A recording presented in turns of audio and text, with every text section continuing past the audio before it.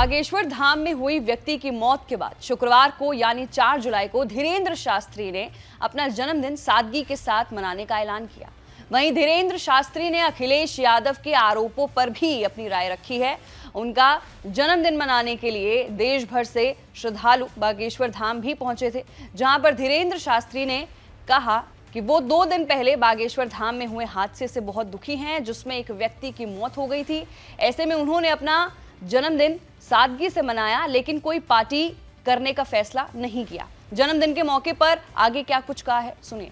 कल एक प्राकृतिक आपदा यहाँ आई, जिस प्राकृतिक आपदा में एक प्रिय सज्जन का, जो बागेश्वर धाम के ही सब लोग हैं, लाखों करोड़ों लोग जो जुड़े हैं, सब हमारे अपने, उनका शरीर पूर्ण हुआ, जिस कारण से मन हमारा बहुत क्षुब्ध है और बहुत हृदय में दुख है, जिस कारण से हमने आज के और कल के सभी कार्यक्रमों को विराम किया है।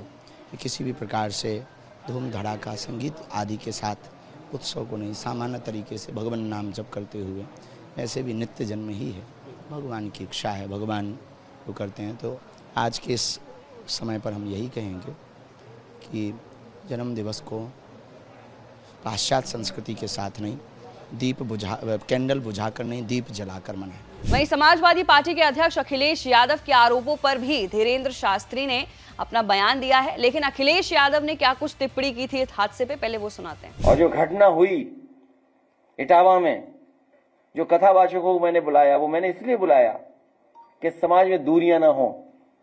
उस गांव में पहले भी ये यादवी कथा करके गए हैं, आप पता करवा लेना। आप उन गांव वालों को सब पता है कि ये यादवी है कथावाचक, क्योंकि जिस परिवार को कथा करानी थी उन पे इतना संसाधन पैसा नहीं था कि लाखों रुपए वाले कथावाचक बुला लें, क्योंकि कई कथावाचक हैं जो 50 लाख रुपए लेते हैं।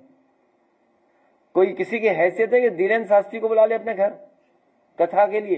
कोई अंडर टेबल लेगा वो बाबा पैसे?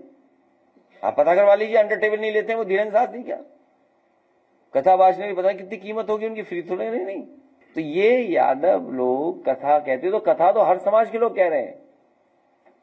बड़ी संख्या में जो गैर बरादरियां हैं, सब बरादरी करती कथा। तो क्योंकि ये परिवार गरीब था तो इन्हें सस्ते में कथावाचक मिल गए, वो हमारे समाज के। इसी टिप्पणी पर धीरेन्द्र शास्त्री ने कहा कि उन्हें नेताओं के झमेले में नहीं पड़ना है, और सुनिए आगे क्या कुछ कहा है। जिसकी जाकी रही भावना जैसी, प्रभु मूरत देखी तिन तैसी। उनका अपना अपना भाव है, हम नेताओं पर कभी टिप्पणियां करते नहीं। बाकी हम कैसे हैं इसको हमें लगता है उदाहरण से या बातों से नहीं, उदाहरण से प्रस्तुत करना चाहिए। गुरुजी, ये कहा जाता है कि जाति न पूछो साधु की, लेकिन अब तो जाति पूछी जा रही है, मारपीट हो रही है। देश को दूसरा पाकिस्तान बनाने की तैयारी है। देश में जो जातिवाद के नाम का जहर है वो इस देश का दुर्भाग्य है, कैंसर बीमारी है।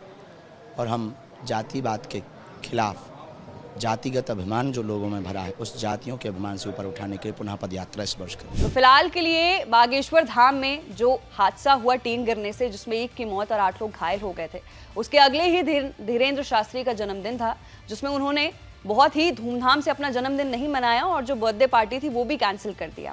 और साथ ही अखिलेश की टिप्पणी पर भी धीरेन्द्र शास्त्री ने पलटवार किया है। तो क्या कुछ कहा है, हमने आपको सुनाया। नीचे दिए गए कमेंट सेक्शन में अपनी राय जरूर रखिए। मैं थी आपके साथ वंशिका सिंह और आप देख रहे हैं ABP लाइव।